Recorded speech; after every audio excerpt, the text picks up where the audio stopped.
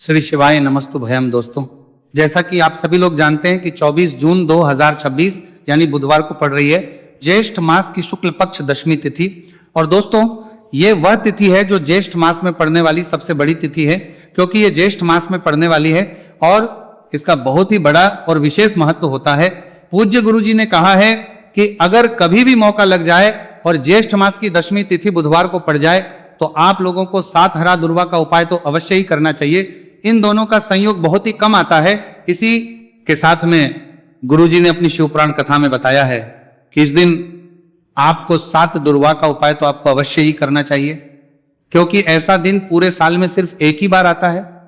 और दोस्तों, आप सभी लोग जानते हो कि बुधवार का अगर सबसे बड़ा उपाय है तो वह सात हरा दुर्वा वाला उपाय है। तो दोस्तों, इस बुधवार दशमी तिथि के दिन आप लोगों को इस सात हरा दुर्वा वाला उपाय को जरूर करना है। बहुत सारे लोग होंगे जिन लोगों ने इस उपाय को ना किया हो, मतलब पूरा साल निकल गया, उन्होंने किसी भी दिन इस सात हरा दुर्वा वाला उपाय को ना किया हो। पर दोस्तों, आपके पास एक आखिरी मौका बचा हुआ है जो कि 24 जून के दिन है। तो इस दिन आप लोगों को इस वाले उपाय को जरूर कर लेना। भले ही आपने पूरे महीने भर इस उपाय को ना किया हो, पर अगर आपने इस ज्येष्ठ मास के बुधवार दशमी तिथि के दिन अगर इस वाले उपाय को कर लिया तो आपको इस उपाय को करने का वह फल मिलेगा जिसकी आपने कभी कल्पना भी नहीं करी होगी। इसीलिए आप लोग इस वाले उपाय को एक बार जरूर कर लेना है, ताकि आप लोगों के हाथ से ये मौका ना जा सके और आपको इस उपाय को करने का फल मिल सके।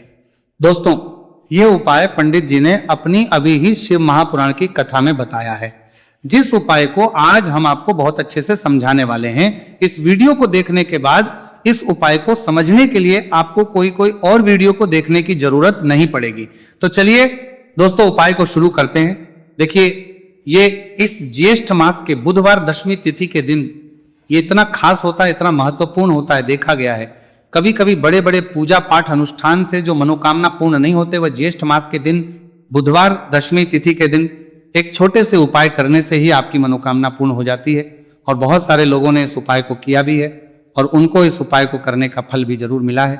अगर आप लोग भी इस उपाय को करना चाहते हैं तो आप इस उपाय को पहले अच्छे से समझ लेना, सुन लेना, उसके बाद करना। आपको इस उपाय का फल जरूर ही, और इस उपाय को कर लेने से आपके घर में चाहे किसी भी प्रकार की दुख और समस्या क्यों ना चल रही हो, आपको उसका कारण भी नहीं पता है कि भाई ये समस्या किस कारण से चल रही है, उसका कुछ भी कारण हो सकता है। जैसे पितृदोष हो सकता है या किसी भी तरह का मंगल दोष भी हो सकता है। तो इस दिन आप लोगों को ये वाला उपाय कर लेना है। ये एक ऐसा उपाय है जिस उपाय को अगर किसी विशेष दिन पर किया जाए तो भाई उस विशेष दिन का जो है वो तो मिलता ही मिलता है। पर हमने उस दिन पर इस उपाय को किया है तो हमें उससे भी बड़ा फल मिलता है, और फल बहुत जल्दी मिलता है, क्योंकि आप इस उपाय को बहुत ही बड़े और विशेष दिन पर कर रहे हो। तो चलिए अब उपाय के बारे में बात करते हैं, लेकिन उससे पहले आप लोगों को यह जानना आवश्यक है कि आखिर ये उपाय किस समय करना है, किसको करना है और कैसे करना है।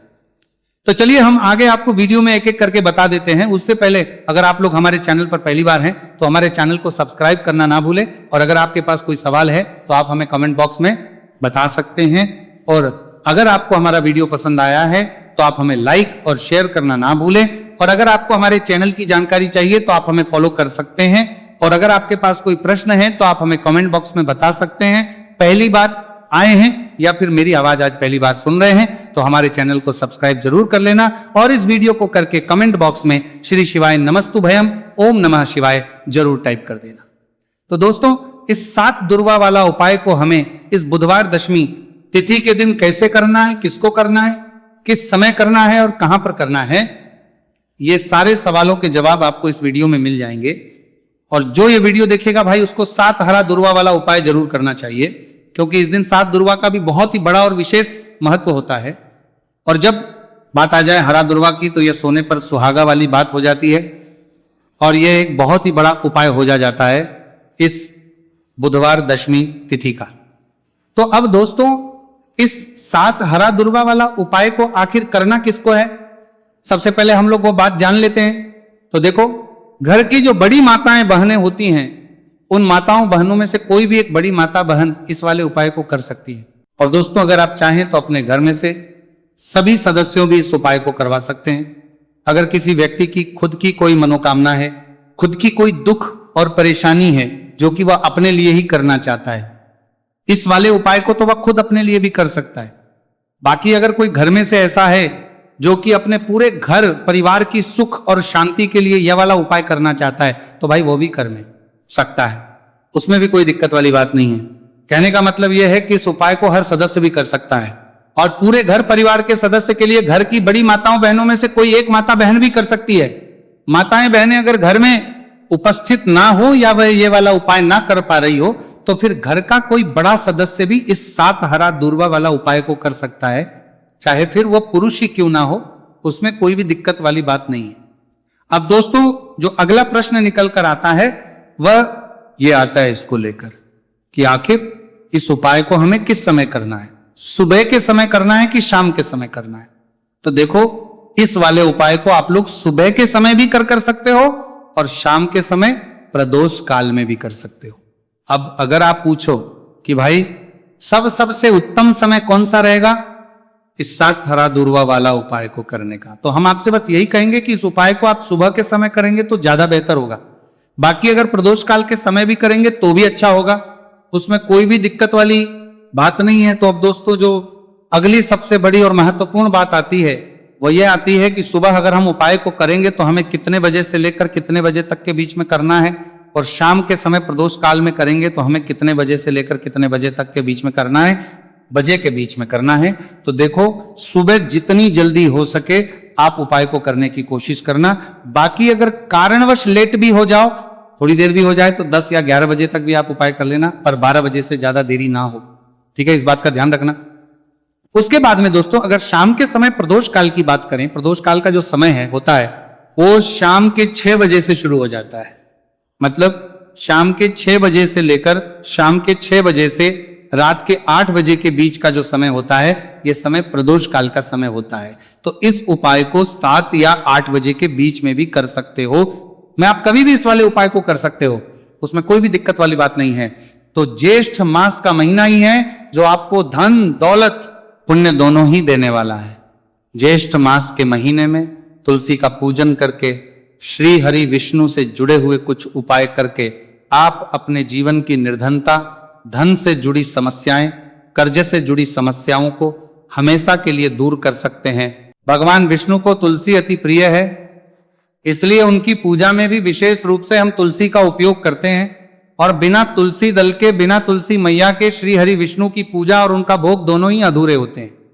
इसीलिए ज्येष्ठ मास के महीने में ऐसा उपाय आपको बताने वाले हैं जिसे करने से श्री हरि विष्णु की असीम कृपा आपको मिलेगी और मां तुलसी से ऐसा आशीर्वाद मिलेगा, जीवन का हर दुख, हर कष्ट, गरीबी, निर्धनता, कर्जे से जुड़ी समस्याएं, सब कुछ ही आपके जीवन से दूर हो जाएगा और सुख, समृद्धि, धन, वैभव, ऐश्वर्य, सब कुछ आपको अपने जीवन में आसानी से मिलने लगेगा। तो चलिए बात कर लेते हैं कि कौन सा उपाय है, तुलसी के पौधे में कौन सी चीज आपको रखनी है और इस उपाय को किस समय करना है। देखिए, सबसे पहले तो आपको बता दें कि अगर आपके घर में तुलसी का पौधा नहीं है तो ज्येष्ठ मास के महीने में एक तुलसी का पौधा अपने घर में लाकर जरूर लगाए, क्योंकि ज्येष्ठ मास के महीने में जो लोग अपने घर में तुलसी जी का पौधा लाकर लगाते हैं, मां तुलसी का पूजन करते हैं, कभी भी मां तुलसी उनके घर में निर्धनता नहीं रुकने देती है। हमेशा उनके घर में धन की वृद्धि होती है, धन की वर्षा होती है। तो जरूर से तुलसी का पौधा आप ज्येष्ठ मास के महीने में अपने घर जरूर लेकर आए और अच्छे से आपको मां तुलसी का पूजन करना है, मां तुलसी के पौधे की देखभाल करनी है। और वह कौन चीज है जो आपको तुलसी के पौधे में ज्येष्ठ मास के महीने 24 जून बुधवार दशमी तिथि में रखना है, और कैसे ये चीज रखते ही रातों रात आपके जीवन में चमत्कार होगा और आपके भाग्य का भी आपको साथ मिलेगा। तो देखिए, इस वीडियो में जितने भी उपाय हम का अंतर पड़ेगा आपको बताएंगे, सभी उपाय सरल है। देखो, गुरुजी ने कहा है कि बुधवार के दिन आपको 7 हरा दूर्वा वाला उपाय तो अवश्य ही करना चाहिए। वीडियो के अंतिम में आपको उपाय बताया है, आपको करना है। देखो, आगे बढ़ने से पहले वीडियो को एक लाइक जरूर करें। देखो, सबसे पहला उपाय, यदि आपके जीवन में कर्जा बहुत अधिक है, आपके जीवन में संकट बहुत अधिक रहते हैं, आपके ऊपर बहुत अधिक विपदा आ रही है, बार बार आपको अपने व्यापार में और अपने धन में हानि देखने को मिल रही है, यानी कि आपको प्रत्येक कार्य में हानि हो रही है, तो आपको यह उपाय करना चाहिए। इस उपाय को करने के लिए आपको 2 चीजों की आवश्यकता होगी। सबसे पहले है, आप जानते हो, जो कि भगवान गणेश जी को समर्पित होती है, तो आपको वह हरा दूर्वा की आवश्यकता होगी। साथ ही में एक लोटा जल की आवश्यकता होगी। और आप जब भी उपाय को करें, जिस दिन भी आपको करें, तो आपको प्रातः कल सुबह वो करना है। इस बात का विशेष रूप से आपको ध्यान रखना है, ठीक है। तो आपको एक हरा दूर्वा लेनी है। अगर आधा हरा दूर्वा भी मिल जाती है तो भी कोई दिक्कत नहीं है, बस आपको हरा दूर्वा है। अगर ज्यादा ना मिले तो उस स्थान पर एक हरा दूर्वा भी ले सकते हैं। हरा दूर्वा आपको आसानी से कहानी पर भी मिल जाएगी।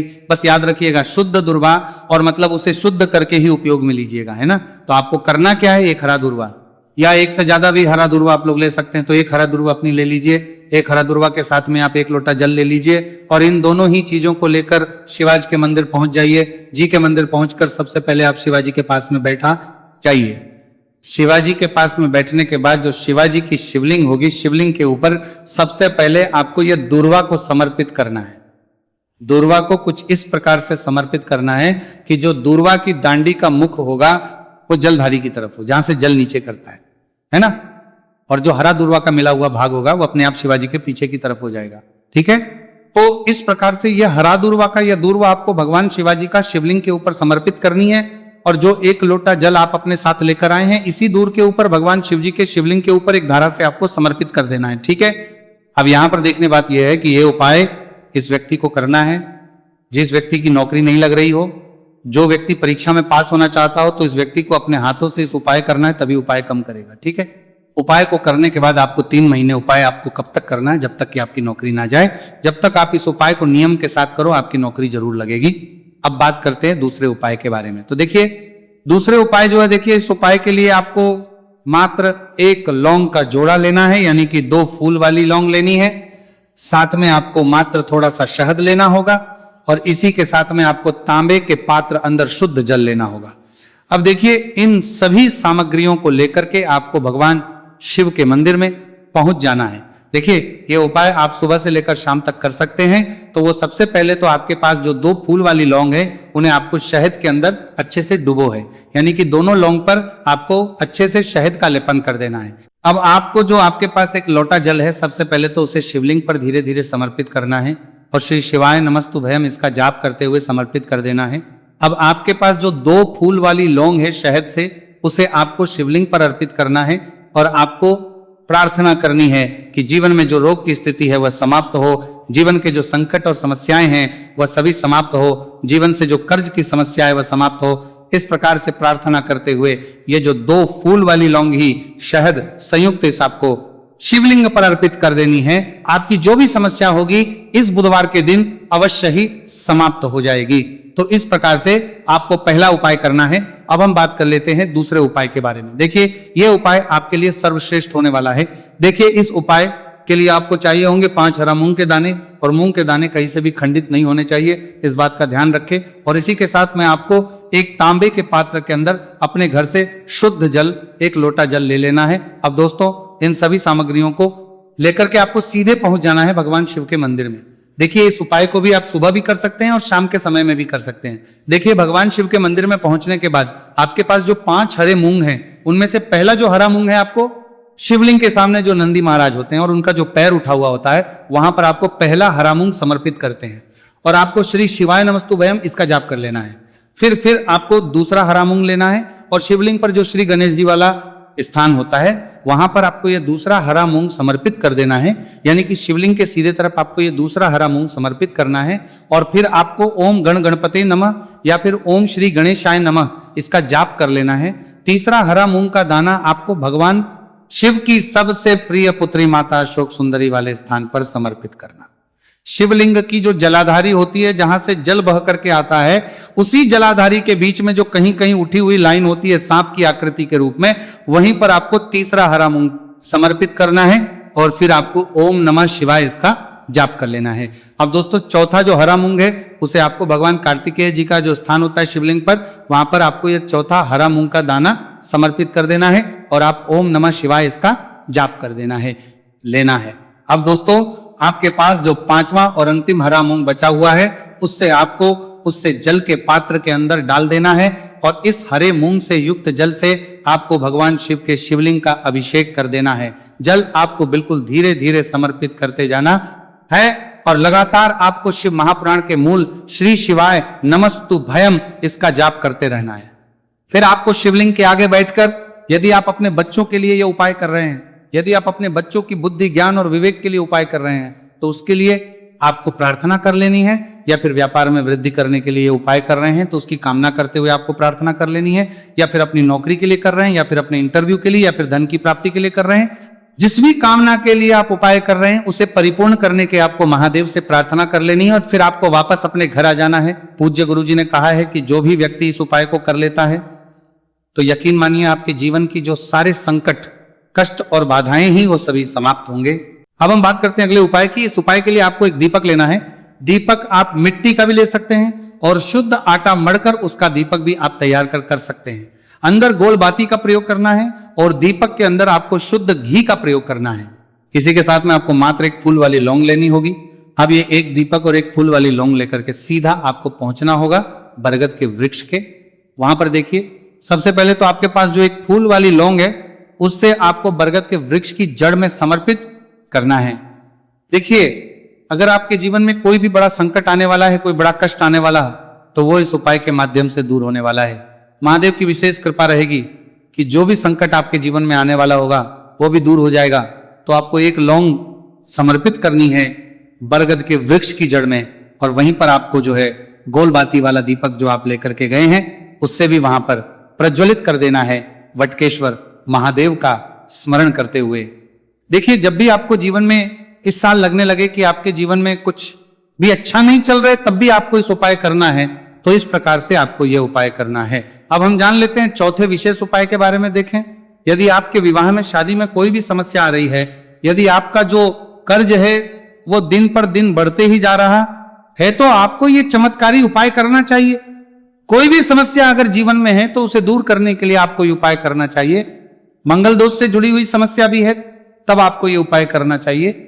देखिए, इस उपाय के लिए आपको एक तांबे के पात्र के अंदर अपने घर से शुद्ध जल लेना है और इसी के साथ में आपको एक चुटकी लाल चंदन लेना होगा।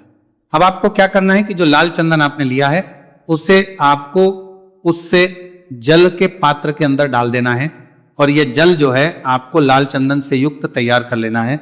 और यह लाल चंदन से युक्त जल आपको भगवान शिव के मंदिर में लेकर के पहुंचना है। लेकिन उपाय भी आप सुबह से लेकर के शाम तक कर सकते हैं। अब दोस्तों, ये जो लाल चंदन से युक्त जल है, इससे आपको भगवान शिव के शिवलिंग पर धीरे धीरे अर्पित कर देना है और आपको लगातार श्री शिवाय नमस्तुभ्यम इसका जाप करते रहना है। देखिए, यदि आपके जीवन में विवाह से जूही समस्या चल रही है तो आपको मंगलेश्वर महादेव का स्मरण करना है, और जीवन में अधिक कर्ज की समस्या है तो आपको आर्यन मुक्तेश्वर महादेव का स्मरण करना है। देखना, एक दिन आपकी सब तरह की समस्या जल्दी ही समाप्त हो जाएगी। तो इस प्रकार से आपको यह चौथा उपाय करना है। अब हम जान लेते हैं। तो दोस्तों,